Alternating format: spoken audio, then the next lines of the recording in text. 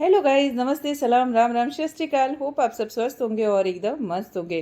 अभी मैं लेकर बैठी हूँ थोड़ा सा काम, जो कुछ बहुत दिन से चल रहा था। ये पूरा देखने के लिए द क्राफ्टर्स विद मनीषा पे देखिएगा।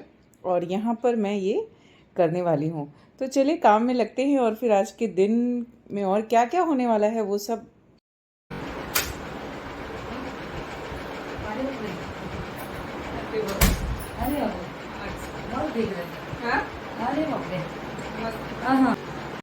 तो बस शुरुआत हुई ही है कि अभी तो सुनीता आई है, फिर देखते हैं और क्या क्या होएगा। तो काम ऐसे ही होते हैं। हमारा ऐसा नहीं था कि हमारे बीच में कोई डिस्टरबेंस नहीं है, इसको डिस्टरबेंस नहीं कहेंगे, हमारा ही हेल्पिंग हैंड है। लेकिन हाँ, इन सब चीज़ों के लिए भी काम में ब्रेक तो होता ही होता है। कई सारी ऐसी चीज़ें होती हैं। तो आज की ब्लॉग में तो आपको बहुत कुछ देखने को मिलेगा। आज का तो जो दिन है ना, वो मुझे लगता है मेरा ऑटो वाला डे था। ऑटो कौन सा ऑटो वाला? ऑटो मोड, मतलब वो 3 पहिए वाला जो ऑटो होता है ना, वो ऑटो मोड, ऑटो रिक्शा वाला मोड था। आज मैं पूरे दिन ऑटो में घूमी हूँ और जब भी ब्लॉग एडिट कर रही थी तो मेरे दिमाग में इतनी फ़नी फ़नी बातें आ रही थी ना कि हमारे पास कंटेंट की कमी नहीं है, खास करके मेरे पास। मतलब वैसे कंटेंट नहीं है जिस पे लोग ज़्यादा अट्रैक्ट होते हैं। एक तो अगर आप नेगेटिविटी कुछ डालते हो ना, तो लोग फटाक से देखने आ जाते हैं। मतलब इतना पसंद आता है लोगों को नेगेटिव कंटेंट। पता है, मैं ये चीज़ ऐसे नहीं बोल रही हूँ, मतलब एक एक्सपीरियंस होता है। अभी बोलते हैं लोग उसमें उसमें मसाला मिलता है यार, उसमें मज़ा आता है, किसने किससे लड़ाई करी, किसने क्या किया।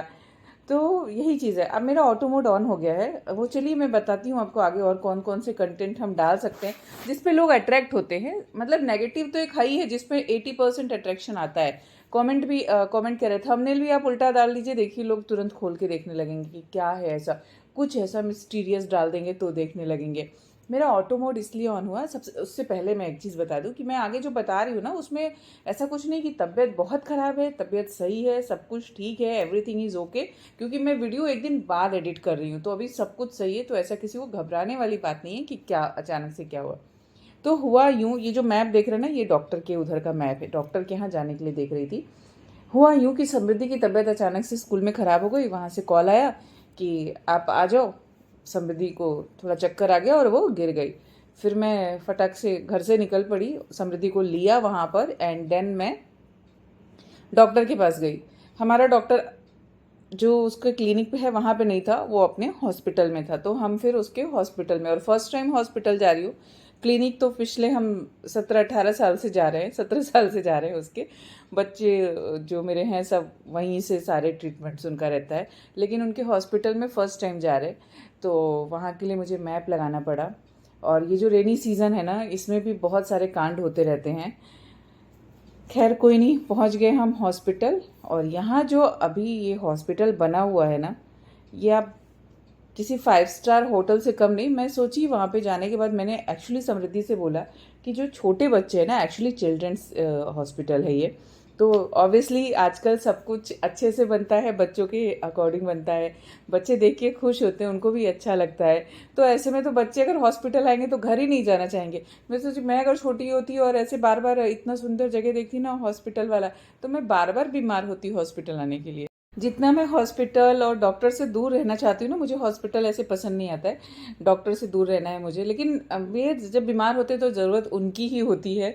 वही लोग होते हैं जो हमें बचाते हैं। तो ऐसा नहीं कह सकते कि हमें दूर रहना है। लेकिन हाँ, मुझे ऐसे पर्सनली जैसे होता है ना कि कोई एक चीज़ तो बोलते हैं भगवान मतलब बीमारी से बचाए, भगवान इन डॉक्टरों से दूर है। लेकिन ये लोग ऐसे होते हैं, हमारे लाइफ सेवर्स होते हैं, सेवियर्स होते हैं ना हमारे लिए डॉक्टर्स भी। और खैर है, सबके अपने अपने रोल है और सबकी अपनी अपनी थॉट है। बट ऐसा हॉस्पिटल सुंदर सा देखेंगे तो मैं तो खुद ही बच्चा बन जाऊंगी और रोज वहां पे जाऊंगी चक्कर मारने के लिए। खैर, आपको पता है ये बात मैं इस उम्र में बोल रही हूँ, लेकिन जो छोटे बच्चे होंगे ना, वो फिर भी नहीं जाना चाहेंगे। तो बच्चे अच्छे से रहे, साफ सुथरी एकदम क्लीन जगह। एंड वहाँ पर ह्यूज एरिया जहाँ पे सब अलग अलग तरह के सारी चीज़ें एकदम सेपरेट सेपरेट है। अच्छा है, ऐसी जगह जाके ना मन खुश होता है। और मुझे ऐसा लगता है कि जब हॉस्पिटल अच्छा होता है, खूबसूरत सुंदर सा होता है ना, तो आप और ऑटोमेटिक एक फ्रेशनेस फील करते हैं। तो पेशेंट के लिए वो चीज़ इम्पॉर्टेंट है, उनका मूड चेंज होना। अगर बच्चा बीमार भी है ना और बोलते हैं वो खेलता रहता है वहाँ पे, थोड़ा सा उसके अंदर चीज़ें होती हैं ना, वो अपने माइंड को डाइवर्ट कर पाता है, तो वो उसके लिए अच्छी बात है।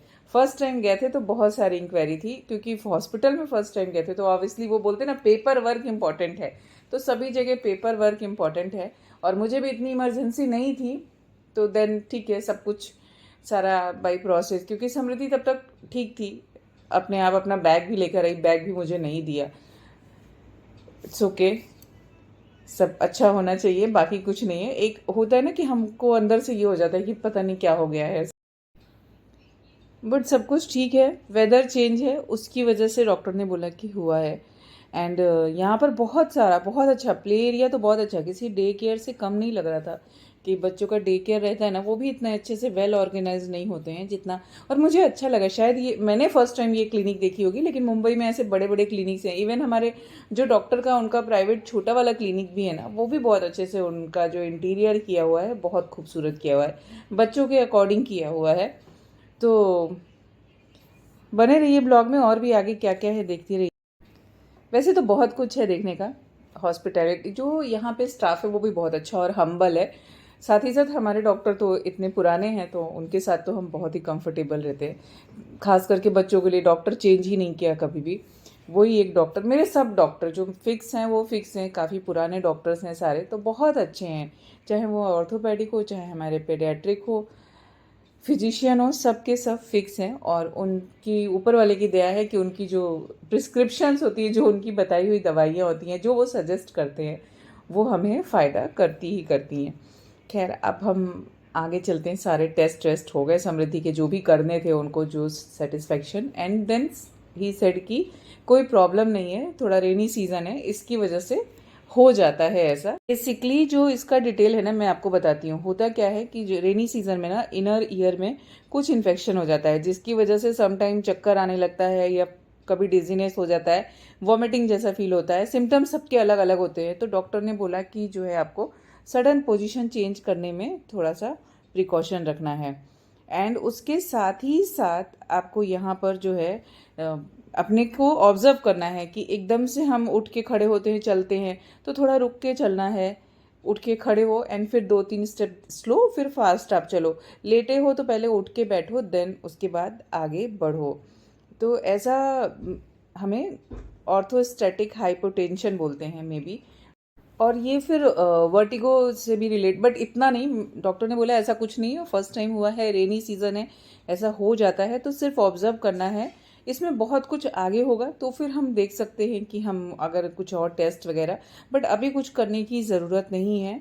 अभी सब कुछ नॉर्मल है। और खाना पीना आप नॉर्मल खाओ, जो भी वो खाती पीती है अच्छे से खाओ, कुछ टेंशन नहीं है, हेल्दी खाओ, रेनी सीज़न। एंड हॉस्पिटल में जाते और आते दोनों टाइम पे आपके बैग्स चेक होते हैं यहाँ पर। एंड पूरे प्रिकॉशन के साथ आपको हॉस्पिटल के अंदर भेजा जाता है। यहाँ पर समृद्धि के हाथ में बैंड लगाया गया था। बेबी समृद्धि काफ़ी टाइम के बाद उनके हाथ में बैंड, पहले बेबी ऑफ मनीषा का बैंड लगा था एक बार जब वो बॉर्न हुई थी, अभी बेबी समृद्धि का लगा। खैर, हम निकल पड़े हॉस्पिटल से बाहर, और यहाँ पर चल रही थी समृद्धि के साथ मस्ती। तो अभी ऐसा नहीं बोल सकती, मतलब हॉस्पिटल अच्छा है, ऐसे बहुत सारे सुंदर सुंदर क्लिनिक बने हुए हैं। हम जहाँ जाते हैं और जो चीज़ हमें अच्छी लगती है वो हम शेयर करते हैं जस्ट। और अब जरा समृद्धि की ये बातें ध्यान से सुनिएगा।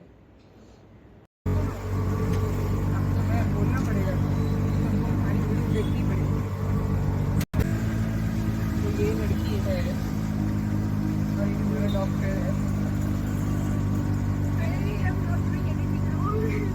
हाँ, वो तो बोलेगा ही ना।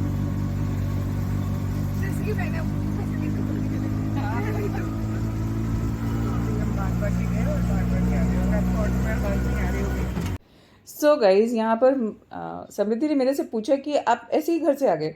मीन्स मैं वही बोली कि क्या मतलब था, थोड़ा मेकअप शेकअप करके आती, मतलब ऐसे कॉल आएगा तो माँ क्या करेगी यार, तुम लोगों को समझ में नहीं आता है कि ऐसे ही आ गए।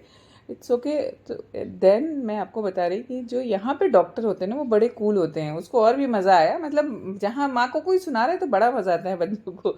ऐसा नहीं, ऐसा होता ही ना कि हम हमारी साइड कोई ले ले तो फिर कहना ही क्या, हमारी तो बल्ले बल्ले।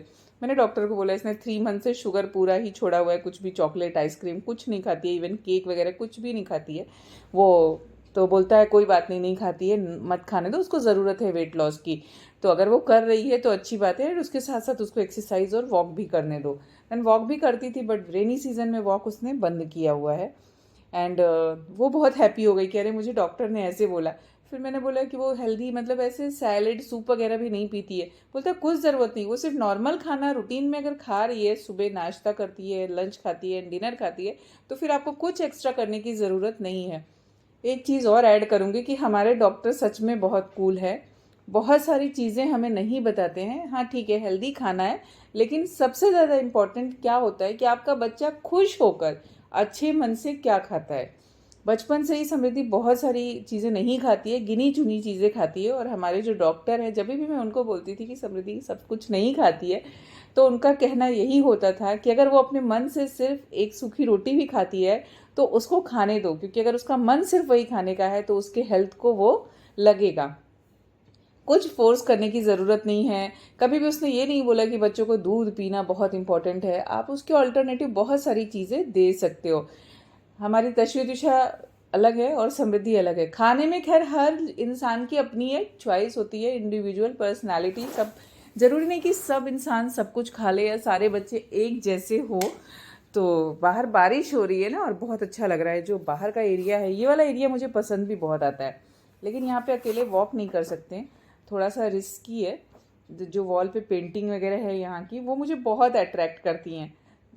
तो जब भी मैं कार से भी इधर से निकलती हूँ ना, तो मैं वीडियो ज़रूर बनाती हूँ। एंड फ्रेंड्स, फिर मैं पहुँची घर पहुँच के मैंने फटाफट चेंज किया, क्योंकि मुझे ऑटो में एक ट्रक ने छीप दिया था ऊपर तक। बड़ी प्रॉब्लम है यार बारिश के टाइम में, मतलब हम ऑटो में भी बैठे हैं तो भी कहाँ से पानी आएगा कुछ पता नहीं चलता है। देन मैंने घर पे जाने के बाद खाना बनाया, खाना बना के समृद्धि को दिया, चेंज किया, और अब मैं जा रही हूँ। तशवी तीशा का आज है पीटीसी, पेरेंट्स टीचर मीटिंग है, पीटीएम है, पीटीसी नहीं पीटीएम है। तो मुझे ये फुट ओवर ब्रिज पे ना काफ़ी टाइम से चलने का मन था, तो मैं ऑटो से इसी साइड उतर गई। बारिश भी नहीं थी, तो मैंने सोचा चलो उतर जाती हूँ। और जब मैं उतर के ब्रिज के ऊपर चलना स्टार्ट किया ना उनके स्कूल के पास, जो झमाझम बारिश चालू हो गई कि पूछिए मत। बारिश अच्छी लगती है, लेकिन हर टाइम जब आप काम से जा रहे होते हैं तो शायद थोड़ी वो डिस्टर्ब करती है। सिंपल साफ़ सुथरी बारिश बहुत अच्छी लगती है। मुझे ये ब्रिज देखने का मन था बहुत टाइम से। नीचे से होता है ना, कुछ चीज़ें कलरफुल ऐसे अट्रैक्टिव दिखती हैं ना, तो अच्छा लगता है। ज़िंदगी यही है, चलते चलते बच्चों के साथ, घर के साथ, परिवार के साथ कुछ चीज़ों से हम भाग नहीं सकते हैं, और भागना भी नहीं है। मन में बहुत सारी चीज़ें होती हैं, लेकिन हमें उनके से पीछा नहीं छुड़ाना होता है, उनके साथ ही साथ जीना होता है। और यही ज़िंदगी है। लाइफ में बोलते ना कि अभी समय भाग रहा है, लेकिन देखा जाए ना, जैसे जिस दिन बच्चे बड़े हो जाएंगे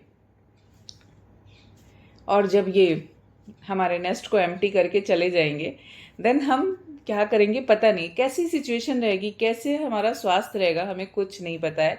लाइफ की बहुत सारी चीज़ें, बहुत उतार चढ़ाव मैंने देखे हैं।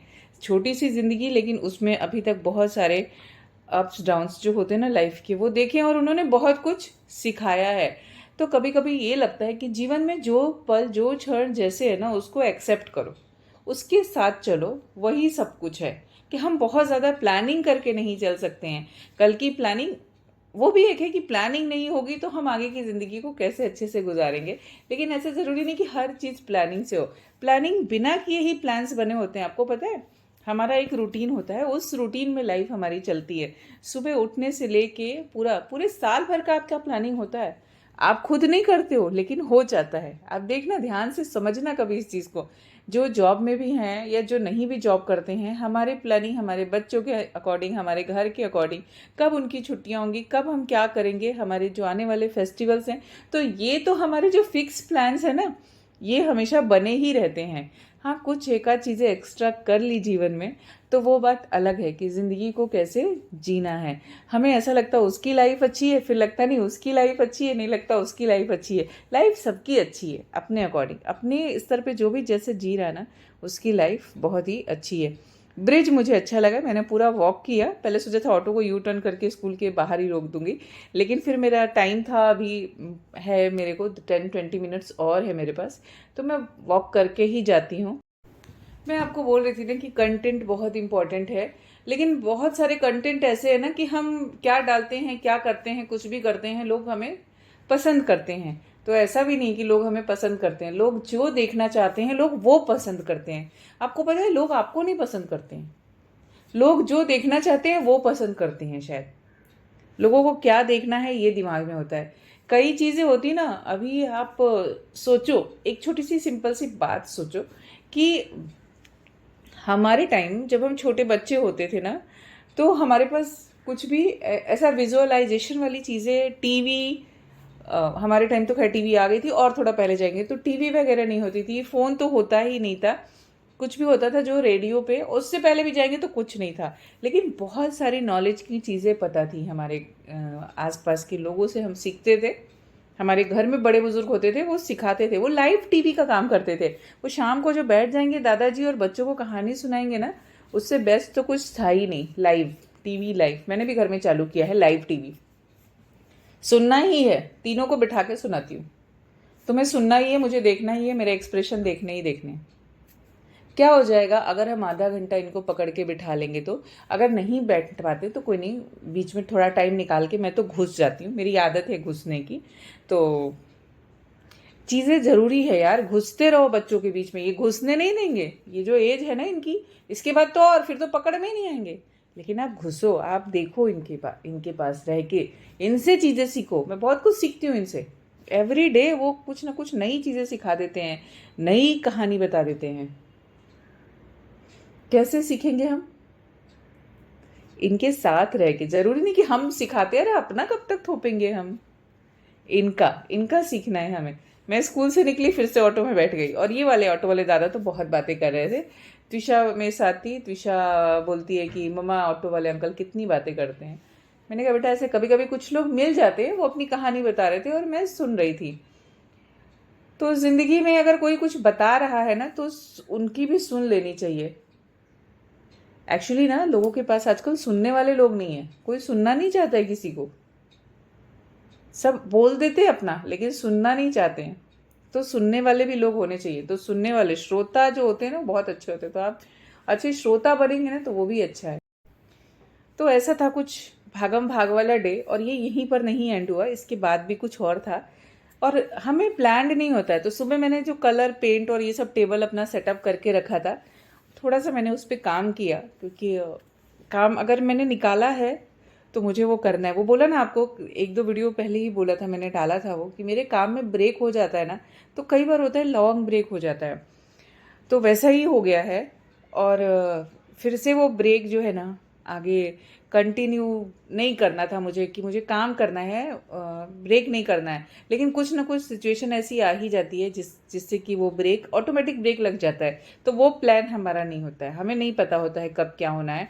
एंड इसके ऊपर अभी बहुत कुछ करना है, बहुत सारा काम बाकी है, धीरे धीरे करके, क्योंकि बहुत प्रोसेस वाला काम है। आप ऐसे नहीं कर सकते, कुछ शेड डालना है, कुछ करना है तो एक कोट को ड्राई होने के बाद दूसरा कुछ करना है। और ये फेंग सुई एंड वास्तु के अकॉर्डिंग बन रहा है टेक्सचर आर्ट, वो भी किसी के डिमांड पे मैं आपको बताऊंगी, और ज़रूरत पड़ी तो मिलवाऊंगी भी। ज़रूरत पड़ी मतलब इन द सेंस कि अगर वो मिलना चाहेंगे तो मिलवाऊंगी आपको। तो काफ़ी अच्छी, मतलब इससे एक वाइब्स आती है, एंड ये एक पॉजिटिव ऑरा क्रिएट करता है। तो इसको जब आप देखते हैं ना, तो बच्चों का जो कंसंट्रेशन होता है वो बढ़ता है। इसके बारे में और भी डिटेल मैं बाद में आपसे बात करूँगी। देन अभी ये काम करते करते ना, नेक्स्ट मुझे फिर बाहर जाना है।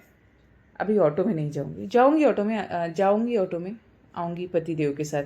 तो ऐसा कुछ मेरा जीवन हो गया ऑटो डे का। तो मैं अभी इसको यहीं पे ख़त्म करती हूँ ब्लॉग को, कि कहीं बाहर जाके से मेरे से रिकॉर्ड नहीं होता। मैं मेरा कंटेंट डालती हूँ, तो मुझे ऐसे पब्लिकली चोरी चोरी लगता है। कहीं कहीं चोरी चोरी फिर भी कर लेती हूँ रिकॉर्डिंग शेयर करने के लिए। थोड़ा तो चाहिए ना कंटेंट चुराना। अब देखो मेरे बच्चे छोटे नहीं हैं, बड़े हो गए हैं, तो छोटे बच्चों के वीडियोस अच्छे चलते हैं। किचन में पूरे टाइम वो चेंज हो जाता है, वाइब्स चेंज हो जाती है। अगर किचन में वीडियो बना के खाना बनाती हूँ ना, तो जो पॉजिटिव वाइब्स, आप कितना भी कोशिश करो वीडियो के लिए, वो वाइब्स थोड़ी बहुत चेंज हो ही जाती है। देन शादी ब्याह भी अभी घर पे नहीं है कि वो वाला मसाला भी मिले। तो मैं हूँ और मेरा क्राफ्ट है और मेरे बच्चे, मेरा घर है, मतलब सिर्फ मैं हूँ देखा जाए तो। वैसे तो मेरे को देखिए, आप लोग मेरे को बताइए, सजेशन हो वो भी बताइए कि क्या करना चाहिए। और अगर वीडियो अच्छी लगती है तो भी आप बता दीजिए कि वीडियो अच्छी लगती है, मज़ा आता है आपको। और सुनने में भी बहुत लोग के तो सच बताऊँ, मुझे लगता है ये ब्लेसिंग्स है कि बहुत लोग ये बोलते हैं कि जो आप डालते हो, जो वॉइस ओवर डालते हो, वो बहुत अच्छा लगता है। हम स्पेशली वो सुनने के लिए ही वीडियो देखते हैं और कई बार देखते हैं, चीज़ें समझ में नहीं आती। तो ये जो ज्ञान है वो ऊपर वाले की दया से है, उस परमेश्वर का बोलते ना कि हाथ ऐसे बना हुआ है। और जो पढ़ती हूँ, जो समझती हूँ, जो मैंने सुना है अभी तक, वही आप लोगों के साथ शेयर करती हूँ। कुछ मेरे मन का नहीं है। हाँ, हमें किसी मोटिवेशनल जैसे स्पीकर्स की ज़रूरत नहीं पड़ी जीवन में। हमारे बड़ों ने हमें मोटिवेट कर दिया और अब हम खुद ही मोटिवेट हो जाते हैं। कभी कभी ऐसा लगता है लो फील करो या कुछ करो, तो आप उसके लिए अपने को एनर्जाइज कर लीजिए, थोड़ा योग ध्यान करते रहिए, थोड़ा म्यूजिकल बोल बजाने चलिए। ऐसे तो सुबह से शाम तक बहुत कुछ करती हूँ, लेकिन हर चीज़ को ऑन कैमरा पॉसिबल नहीं हो पाता है एवरीडे का। फिर लगता है आप लोग भी बोर हो जाएंगे, रोज़ रोज़ वही चीज़ें देखेंगे तो रोज़ रोज़ मनीषा का नज़रिया अलग अलग होता है, लेकिन बातें अच्छी होती है। तो ये सारी अच्छी बातें जो हमारे जीवन में हमें हमारे बड़ों ने सिखाई है, हम जब किसी बड़े के साथ बैठते हैं तो भी बहुत अच्छी अच्छी बातें सीखते हैं। और ऐसा नहीं होता है कि वो कुछ बोल रहे हैं तो उसमें कुछ नहीं होता है। आप उनके साथ बैठिए, थोड़ा समय बिताइए, वो जब अपने एक्सपीरियंस शेयर करते हैं, अपने टाइम की बातें शेयर करते हैं, तो बहुत कुछ होता है। आप खुद खुश होकर डोपामिन रिलीज करते हैं, है ना, हैप्पीनेस वाला हार्मोन। तो हैप्पीनेस वाले हार्मोन्स के लिए हमेशा किसी बुजुर्ग के साथ बैठ जाइए, थोड़ा आप भी खुश हो जाएंगे, थोड़ा वो भी खुश हो जाएंगे। और एक चीज़ और होती है कि समय आप एक दूसरे के साथ बिता पाएंगे। किसी के साथ भी, फ्रेंड्स के साथ चले जाइए, बच्चों के साथ खेल लीजिए, जैसा जब टाइम मिले वैसा कर लेना चाहिए। और अगर खुशी आपको अपने काम से मिलती है तो आप अपने काम भी करते रहिए। एक बात बताती हूँ सीक्रेट, मेरे ना बहुत सारे जो अनसब्सक्राइब लोग हैं ना, वो लोग मेरी वीडियोस देखते हैं, क्योंकि मुझे वो डिटेल आता है तो पता चलता है। तो please subscribe and thanks for watching this video guys. Video अच्छी लगी है तो please like share and subscribe. Bye bye.